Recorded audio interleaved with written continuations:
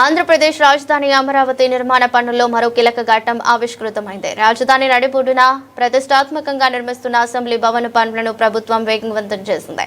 ఈ రోజు ఉదయం అసెంబ్లీ సెంట్రల్ హాల్ కు సంబంధించిన ఫైలింగ్ పనులను పురపాలక శాఖ మంత్రి నారాయణ శాస్త్రోక్తంగా పూజలు నిర్వహించి ప్రారంభించారు. అమరావతి అంటే కేవలం నగరం మాత్రమే కాదు, అది 5 కోట్ల ప్రజల ఆత్మ గౌరవ ప్రతీకని ప్రభుత్వం చాటి చెబుతోంది.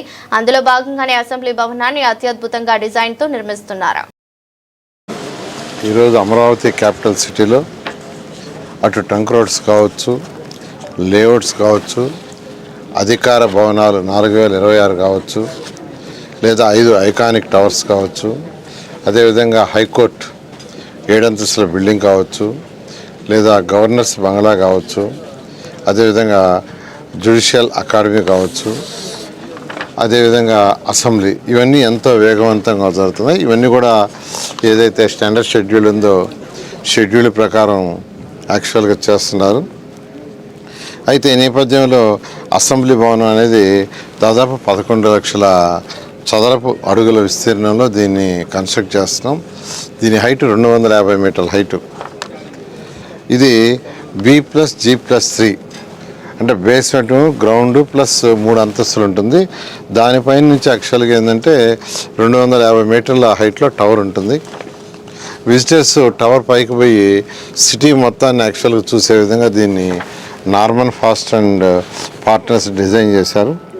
ఇది యాక్చువల్గా మన యొక్క సాంస్కృతిక విలువలు, వాస్తు శిల్ప నైపుణ్యము అలా అన్నిటినీ జోడించి దీన్ని అనేక దఫాలుగా దీని మీద డిస్కస్ చేసి గవర్నర్ ముఖ్యమంత్రి గారి యొక్క అప్రూవల్ తీసుకుని యాక్చువల్ చేయడం జరిగింది.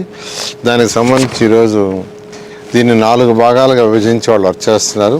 అందులో 3 భాగాలు అయితే వర్క్ ఆల్రెడీ స్టార్ట్ అయ్యి ఫైల్స్లో దాదాపు 70% కంప్లీట్ చేశారు. ఈరోజు 4వ భాగంలో కూడా యాక్చువల్గా స్టార్ట్ చేశారు. ఈ విధంగా అమరావతి క్యాపిటల్ సిటీలో ఏదైతే డెవలప్ చేస్తామని ఆ రోజు రైతులకు మాట ఇచ్చామో మాట ప్రకారం ముందుకు పోతున్నాం. అయితే ఈ నేపథ్యంలో ఈ యొక్క మొన్న పైపులు కొన్ని కాల్చడం జరిగింది. దానికి ముందు ఎల్ఎన్టీ వాళ్ళది కాల్చారు, ఆ తర్వాత మొన్న మెగా వాళ్ళది కాల్చారు. దీని మీద యాక్చువల్గా concern department, police department, crew department యాక్చువల్గా ఇన్వెస్టిగేషన్ చేస్తున్నారు. నిజంగా ఎవరు తప్పు చేసినా ఖచ్చితంగా యాక్షన్ తీసుకోవడం జరుగుతుంది.